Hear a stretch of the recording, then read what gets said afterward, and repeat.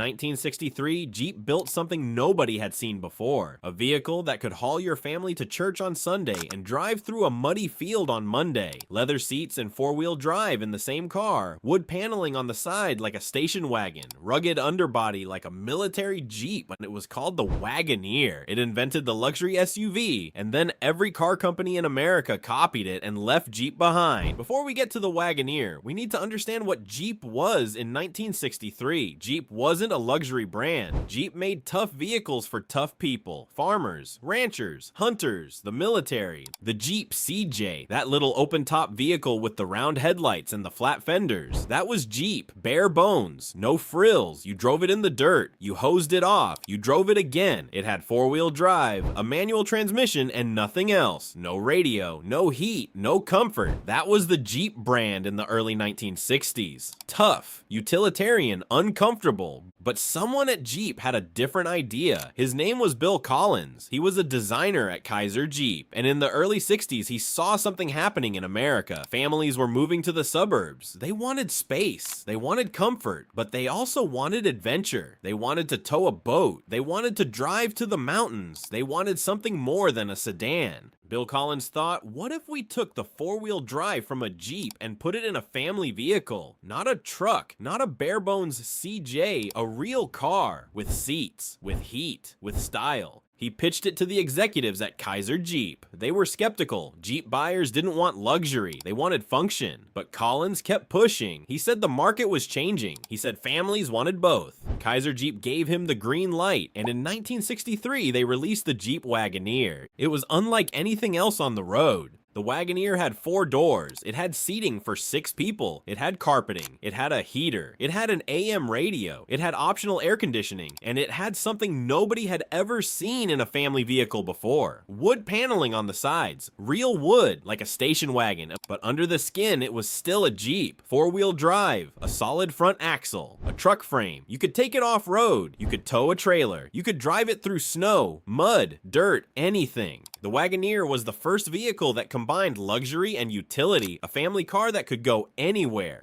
Jeep marketed it to a specific buyer, the suburban dad, the guy who worked in an office during the week and wanted to take his family camping on the weekend, the guy who had money and wanted something different from a station wagon. And it worked. The Wagoneer sold, not in huge numbers, not like the Ford Galaxy or the Chevy Impala, but it carved out a niche. Doctors bought them, lawyers bought them, ranchers bought them, ski instructors bought them. Through the late 60s and 70s, the Wagoneer became a status symbol in certain circles. If you lived in Colorado or Montana or Vermont, you drove a Wagoneer. It said, I have money, but I'm not soft. I can drive to the country club and I can drive through a blizzard. Jeep kept refining it. In 1966, they added a V8 engine. In 1974, they introduced the Wagoneer Limited with leather seats and cruise control. It was the most luxurious SUV you could buy.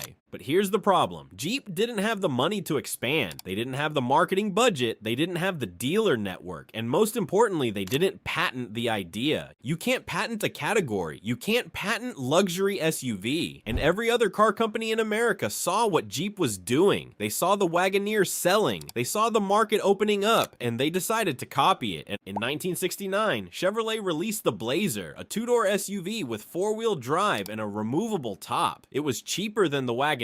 It was marketed to younger buyers. It sold like crazy. In 1978, Ford released the Bronco, same idea. 4-wheel drive, removable top, rugged but comfortable. Ford had the dealer network Jeep didn't have. The Bronco sold even better. In 1984, Jeep tried to fight back. They released the Cherokee, a smaller, cheaper SUV. It was a hit. The Cherokee sold well through the 80s and 90s, but by then, everyone else had caught up. In 1990, Ford released the Explorer. That was the one that changed everything. The Explorer was a 4-door SUV marketed to families. It had room for 7. It had leather seats. It had 4-wheel drive. It was comfortable. It was safe. It was affordable. The Explorer became the best-selling SUV in America, and it was built on the exact same idea as the Wagoneer, a family vehicle with 4-wheel drive and luxury features. Ford sold millions of Explorers. Jeep sold thousands of Wagoneers. Through the 90s, every car company in America released an SUV. Toyota released the 4Runner. Nissan released the Pathfinder. Honda released the Pilot. GM released the Tahoe, the Suburban, the Yukon.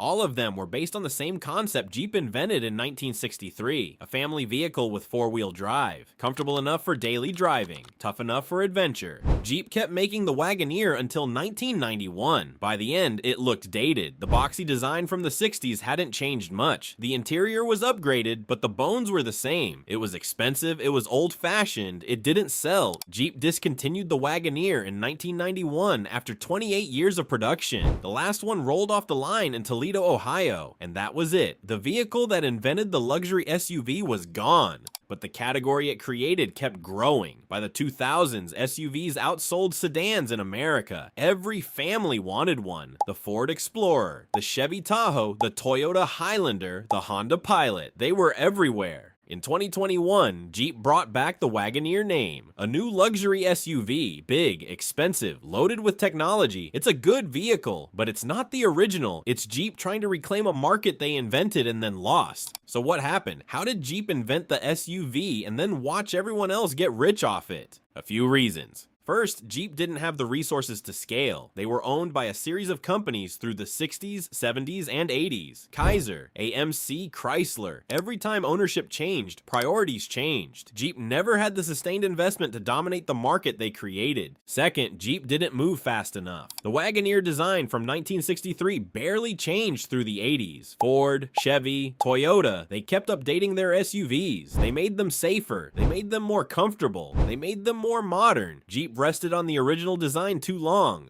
Third, Jeep marketed to a narrow audience. The Wagoneer was always positioned as a premium vehicle for adventurous people. Ford marketed the Explorer to everyone. Moms, dads, commuters, families. Ford made the SUV a mass market vehicle. Jeep kept it niche. And fourth, the other companies had better dealers. Ford had thousands of dealerships across America. So did Chevy. So did Toyota. Jeep had a fraction of that. If you wanted to buy a Wagoneer in 1985, you had to find a Jeep dealer. If you wanted to buy an Explorer, there was a Ford dealer in every town. Jeep invented the category, but they didn't control it. Today, Jeep is still around. They make good vehicles. The Wrangler, the Grand Cherokee, the new Wagoneer, but they're not the dominant force in SUVs. That title belongs to Ford, Toyota, and GM. The Jeep Wagoneer sits in history as the vehicle that started it all.